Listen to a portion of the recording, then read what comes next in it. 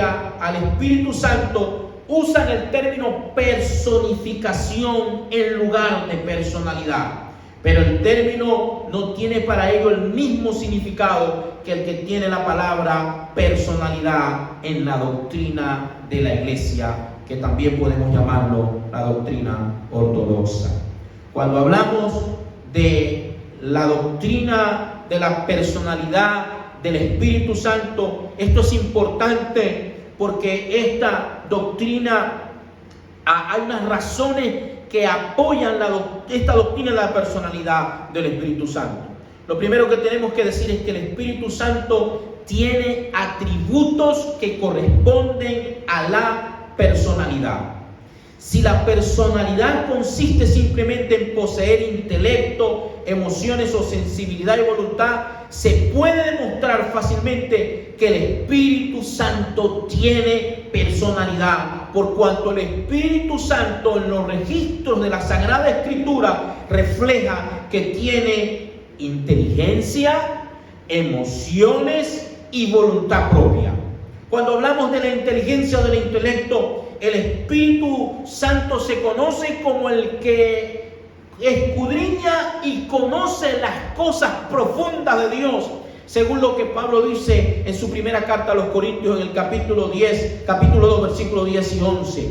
Se afirma también en Romanos que el Espíritu Santo, Romanos capítulo 8, verso 27, que el Espíritu Santo tiene mente y que tiene la facultad de enseñar a los hombres. Primera de Corintios capítulo 2, versículo 13.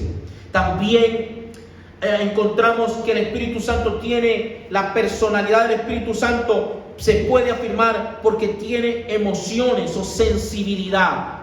El hecho de que las Escrituras muestran que el Espíritu Santo tiene sentimiento es una prueba adicional de su personalidad. Leemos en Efesios capítulo 4, cuando dice que el Espíritu Santo se entristece cuando los creyentes cometen actos pecaminosos. Efesios 4:3 dice: y no constrictéis al Espíritu Santo de Dios, con el cual fuisteis sellados para el día de la redención. Amados, también en otra parte de la Escritura, el apóstol Pablo, hablando de las emociones, de la sensibilidad del Espíritu Santo, Pablo dice en Romanos 15:30, el amor del Espíritu Santo, hablando de esa emoción y sensibilidad. También encontramos que el Espíritu Santo tiene personalidad, porque la personalidad se distingue con algo que se conoce como la voluntad, puesto que la Biblia afirma que la distribución de los dones del Espíritu Santo dependen de la voluntad del Espíritu. Él los da según Él quiere. Él los otorga según Él quiere. Además, encontramos en el libro de los Hechos que el Espíritu Santo tiene voluntad, porque le hizo saber al apóstol Pablo en su viaje misionero que no debía ir a cierta ciudad, pero que debía ir a tal ciudad. Que le prohibió continuar, es decir, que le manifestó su voluntad y lo encaminó en todos estos asuntos del propósito del viaje misionero del apóstol Pablo. El Espíritu Santo además tiene personalidad, porque hay actos correspondientes a la personalidad que se ven reflejados en la Escritura. Amado, uno de los problemas que nos enfrentamos hoy es que la iglesia no está interesada en aprender las Escrituras. Estamos muy interesados en vivir toda nuestra vida cristiana en un eterno y por siempre jamás vida cristiana experimental. Pero no queremos acercarnos al texto sagrado, porque por encima de la autoridad de la Escritura está la experiencia de la persona. Y eso no es lo que la Biblia enseña. Por encima de cualquier experiencia que usted pueda tener, cualquier experiencia que usted pueda tener, que pueda vivir, por encima de todo eso está la Escritura. Ella es la autoridad final y única. Mi experiencia no puede hacer que la Escritura se adapte a mi experiencia. Mi experiencia tiene que adaptarse a la Escritura. Y si esta experiencia no cuadra, no encaja con el texto sagrado, pues está muy bien intencionada, pero no es bíblica. Hay que dejarla de lado.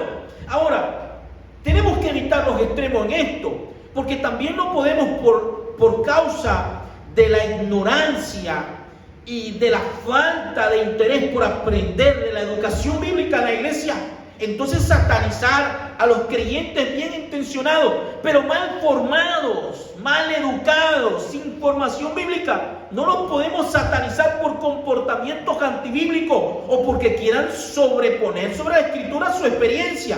Y la falta de educación lo que hace que ellos se comporten de esa manera es que no han sido formados, no han sido enseñados. Y la razón de esto, o la responsabilidad importante de esto, no es tanto del creyente, sino de los que educamos, del pastorado, del liderazgo de la iglesia. Entonces, hay actos correspondientes a la personalidad que nos dejan ver en claro que el Espíritu Santo tiene personalidad, que demuestran que el Espíritu tiene personalidad. Lo primero que encontramos está en Juan 14:26. Dice que el Espíritu enseña. Jesús dijo, mas el Consolador, el Espíritu Santo, a quien el Padre enviará en mi nombre, Él os enseñará. Eso de enseñar es un acto que corresponde a la personalidad. El Espíritu Santo enseña, pero también cuando hablamos de actos que corresponden a la personalidad, encontramos que el Espíritu da testimonio, que el Espíritu es testigo, que el Espíritu da testimonio. Eso está en Juan 15:26. Pero cuando venga el Consolador, a quien yo os enviaré del Padre, el Espíritu de verdad, el cual procede del Padre. Miren que utiliza el pronombre demostrativo. Él dice, Él dará testimonio acerca de mí. El Espíritu da testimonio. Pablo dice en Romanos 8:16, el Espíritu mismo da testimonio a nuestro espíritu de que somos hijos de Dios. Otro acto correspondiente a la personalidad y que nos reafirma la verdad de que el Espíritu Santo tiene personalidad es que dice la Escritura en Romanos 8:14 que el Espíritu guía, porque todos los que son guiados por el Espíritu de Dios, estos son hijos de Dios. Además, tenemos muchas más que vamos a ir mencionando. El Espíritu, dice el Señor Jesucristo, nos dijo que el Espíritu convence. Pero yo os digo la verdad, os conviene que yo me vaya, porque si no me fuere, el Espíritu, el Consolador no vendría a vosotros, mas si me fuere, os lo enviaré. Y cuando Él venga, convencerá al mundo de pecado, de justicia y de juicio. El Espíritu además refrena. Génesis capítulo 6, versículo 3 dice, no contenderá mi espíritu para siempre, porque ciertamente Él es carne, mas serán sus días 120 años. El Espíritu también refrena. Pero también, según Hechos capítulo 8, 29, el Espíritu manda y dirige a los hombres. Y el Espíritu dijo a Felipe, acércate y júntate a ese carro. El Espíritu hace milagros. El Espíritu hace milagros. El Espíritu Santo de Dios hace milagros. Quiero hacer énfasis en esto. No es un individuo en particular, es el Espíritu Santo de Dios el que realiza los milagros. Cuando subieron del agua, el Espíritu Santo arrebató a Felipe y el eunuco no lo vio más y siguió su camino gozoso. Un milagro extraordinario transportó al evangelista Felipe. El Espíritu Santo llama para servicios especiales. Ministrando estos al Señor, digo el Espíritu Santo, apartadme a Bernabé y a Saulo para la obra del ministerio que les he llamado. Hechos capítulo 13, versículo 2. Pero el Espíritu también envía para el servicio cristiano. Ellos entonces, enviados por el Espíritu Santo, descendieron a Seleucía y de allí navegaron a Chipre. ¿Quiénes? Los apóstoles, para servir, para ofrecerse en servicio a las iglesias en aquellas regiones. Además, finalmente, Otro acto correspondiente a la personalidad es que dice que el Espíritu intercede. Romanos 8:26. Y de igual manera el Espíritu nos ayuda en nuestras debilidades.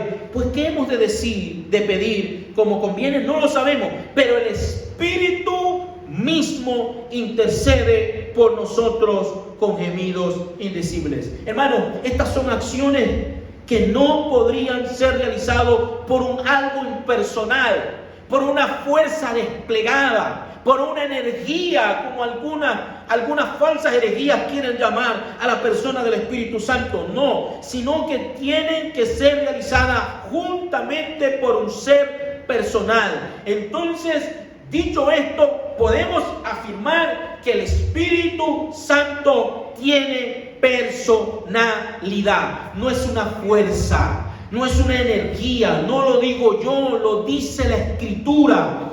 Una de las cosas que necesitamos recuperar dentro de la educación evangélica es ir al texto sagrado.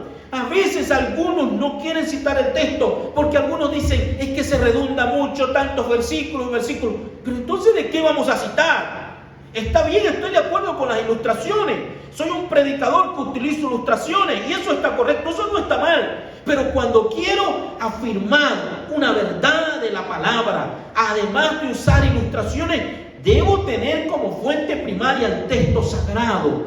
Debo poder ofrecer el fundamento y fuente, como fuente primaria, la Escritura misma. Y con todo lo que hemos hecho hasta ahora, podemos ver que el Espíritu, que las Escrituras nos dan suficiente evidencia de que la persona, que el Espíritu Santo tiene personalidad, que tiene emociones, que tiene voluntad, que tiene intelecto, que tiene actos que son correspondientes a la personalidad, porque enseña, redarguye, intercede, dirige. Esto es asombroso, hermano. Entonces, ¿a qué se le debe las malas interpretaciones o el misticismo con el que se ha, o el énfasis equivocado, antibíblico, que se ha hecho a la persona del Espíritu Santo? Pues no se debe a otra cosa más que la falta de educación bíblica con respecto a la persona del Espíritu Santo. El Espíritu Santo, además, podemos saber que tiene personalidad porque tiene atributos que son de personalidad. Posee una verdadera personalidad porque hay atributos que distinguen su personalidad. Hechos capítulo 10, versículo 19 al 21 dice que al Espíritu Santo se le puede obedecer. Y mientras Pablo pensaba en la visión, le dijo al Espíritu: y aquí 3 hombres te buscan, levántate y desciende, no dudes de ir con ellos, porque yo los he enviado. Entonces Pedro, descendiendo a donde estaban los hombres que fueron enviados por Cornelio, le dijo: he aquí, yo soy el que buscáis. Al Espíritu se le puede obedecer. Al Espíritu además se le puede mentir, según Hechos capítulo 5, versículo 3, donde Pedro le dice: no, ¿por qué llenó Satanás tu corazón para que mintieses al Espíritu Santo? Al Espíritu Santo también se le puede resistir. Y esto es interesante porque hay gente que dice: es que yo no sé, es que cuando el Espíritu Santo me toma, yo no puedo controlarme. Eso no es cierto. Se puede resistir al Espíritu, se puede resistir en el sentido de no obedecerle. Se puede resistir en el sentido de no obedecerle. Y dice Hechos capítulo 7, 51: duros de cerviz e incircuncisos de corazón y de oído, vosotros resistís siempre al Espíritu Santo, como vuestros padres, así también vosotros. Eso es lo que sucede cuando proclamamos el mensaje del Evangelio. La gente resiste al Espíritu Santo, que a través de la proclamación trae la palabra y viene para iluminarla en el corazón del pecador. Eso es lo que sucede con la gente. Hay resistencia del Espíritu. También Pablo dice que al Espíritu se le puede contristar. Dice: y no contristéis al Espíritu Santo, con el cual fuisteis sellados para el día de la redención. Al Espíritu se le puede también reverenciar. Salmo 51 dice: no me eches delante de mí y no quites de mí tu Santo Espíritu. También dice Hechos 10, 29 que al Espíritu se le puede injuriar ¿cuánto mayor castigo pensáis que merecerá el que pisoteare al Hijo de Dios y tuviere por inmunda la sangre del pacto en la cual fuiste santificado e hiciere afrenta al Espíritu de gracia? Hebreos 10:29, perdón. Entonces, como hemos visto y como hemos dicho, actuar de las diversas formas mencionadas como una influencia es algo incongruente, falso. Una influencia no tiene voluntad, no tiene emoción, no tiene atributos que corresponden a actos de una personalidad, no redarguye, no dirige, no se le obedece, es una fuerza, es una fuerza desplegada, es una energía. Entonces, todo esto que hemos visto simplemente nos habla de la realidad de la persona del Espíritu Santo y de nuestra necesidad de entender que es una persona que tiene voluntad, que tiene emociones, que fue el que inspiró las Escrituras, que el Espíritu Santo estaba allí en todo ese proceso de inspiración. Pero también encontramos la relación del Espíritu Santo con otras personas. Si el Espíritu Santo tiene personalidad, es natural que se relacione con otras personas. Y eso es lo que encontramos en la Escritura. Encontramos que el Espíritu Santo se relaciona con los apóstoles. Y ese acto de relacionarse es un acto de una personalidad. Hechos capítulo 15, verso 28 dice: porque ha parecido bien al Espíritu Santo y a nosotros no imponeros ninguna carga más que estas cosas necesarias. También el Espíritu Santo tenía una relación con nuestro Señor Jesucristo, con la naturaleza de nuestro Señor Jesucristo. Y dice en Juan 16:14: Él me glorificará a mí, porque tomará de lo mío y os lo hará saber. Igualmente, finalmente con esto, el Espíritu Santo está relacionado con las otras dos personas de la Trinidad. ¿Por qué hablar de la personalidad del Espíritu Santo? Porque cuando revisamos la verdad bíblica de la personalidad del Espíritu Santo, estamos afirmando la Trinidad.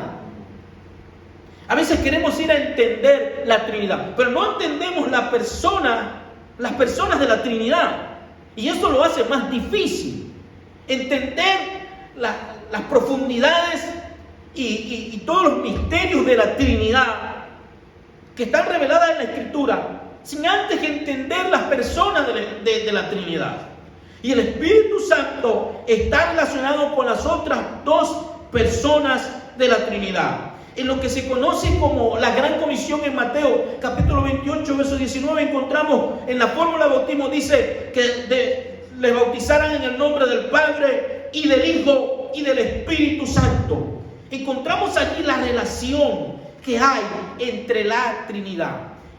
Al decir que el Espíritu Santo tiene personalidad, estamos afirmando que la Trinidad es una verdad de la doctrina de la fe cristiana inamovible, innegociable.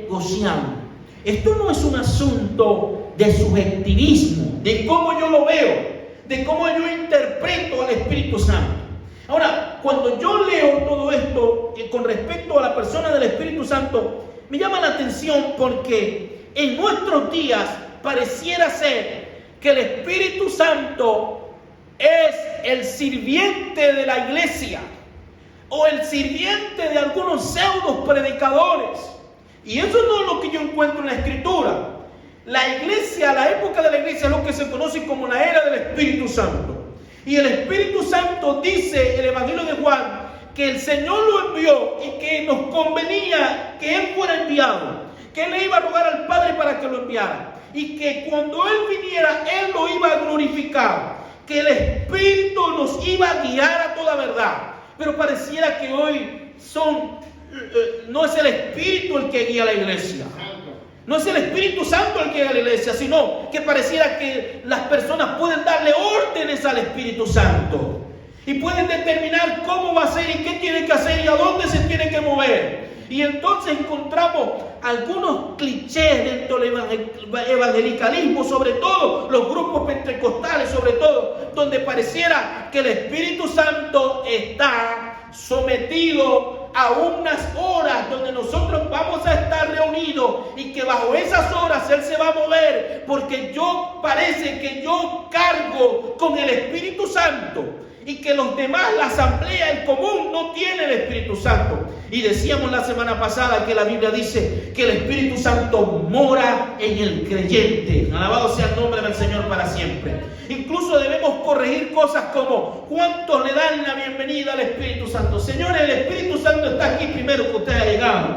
No solamente está aquí, está afuera. Porque si nosotros pensamos que podemos ubicarle en un espacio, es decir, que ahora el Espíritu Santo está aquí, entonces quiere decir que ahora no está allá. Entonces no es omnipotente, omnipresente. Entonces está sujeto al tiempo y al espacio, y eso no es así. Esto entonces lo baja de la categoría de ser Dios. Obviamente, donde estamos reunidos, el Espíritu de Dios está, y donde está el Espíritu de Dios es libertad. Lo que quiere decir el apóstol con eso, que donde estamos unidos, allí está el Espíritu, donde está el Espíritu de Dios hay libertad. Quiere decir que cuando nos unimos con la intención de adorar a Dios, el Espíritu Santo, que cuando nos reunimos con la intención de estar en unidad, de unirnos como cuerpo, como iglesia, el Espíritu Santo garantiza, sella esa reunión con su garantía de su presencia con nosotros. Si la iglesia entiende esto, no estaríamos detrás de los pseudo manifestadores de avivamientos, no, sino que confiaríamos que el Espíritu Santo está conmigo. Por lo tanto, el Señor puede obrar a través de mí también, de la manera que Él quiera. Oraríamos sin tanto temor por los enfermos, por los endemoniados, por las necesidades. Oraríamos por nuestras propias vidas con más frecuencia, porque tendríamos una conciencia de que dentro de nosotros está el Espíritu Santo. Pareciera ser que la idea que la iglesia tiene de la manifestación y la presencia y la persona del Espíritu Santo es algo que cuando la gente entra de la puerta de la iglesia para adentro, allí se va a manifestar. Y que cuando sale, se queda aquí. O se lo lleva el pastor o el evangelista, el profeta, qué sé yo. Qué terrible es ser cristiano así. Qué dramático, qué aterrador. Pero el Espíritu Santo no es eso lo que dice la Biblia. Dice que Él vendría para morar y estar con nosotros. Amén, gloria a Dios. Y está contigo, mi hermana. Y está contigo, mi hermano. Y estará al salir de este servicio esta noche. Él se irá contigo y se irá contigo y estará contigo en la enfermedad y en el dolor y en la angustia y en la prueba y en la bendición y en la abundancia, y en todo momento el Espíritu Santo estará contigo, incluso en tus momentos de debilidad. Se constrictará cuando tú peques, se constrictará cuando tú no obedezcas la Escritura, es decir, se apagará, pero no te abandonará, no se irá de ti, porque fue dado para estar contigo y está contigo todos los días del mundo. Él ha venido para ser el consolador, en griego el paracletos, el intermediario, el soporte, el que habla por mí, el que me ayuda, el que me defiende, el que me sostiene, el que argumenta ante mi batalla, ante mi sufrimiento, el que intercede por mí. Eso es el Espíritu Santo, el que me guía. Yo puedo orar a Él, decirle: oh Espíritu Santo, ayúdame,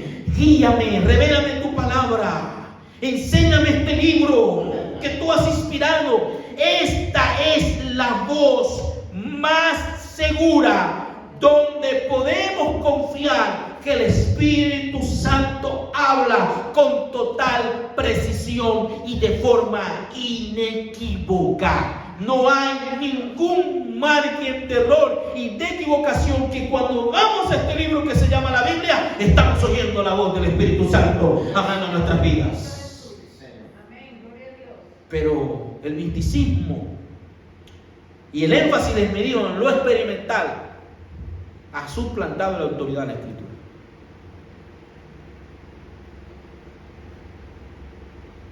Y por eso la gente, cuando aparecen herejías y cosas, disparates que tantos que aparecen por las redes sociales,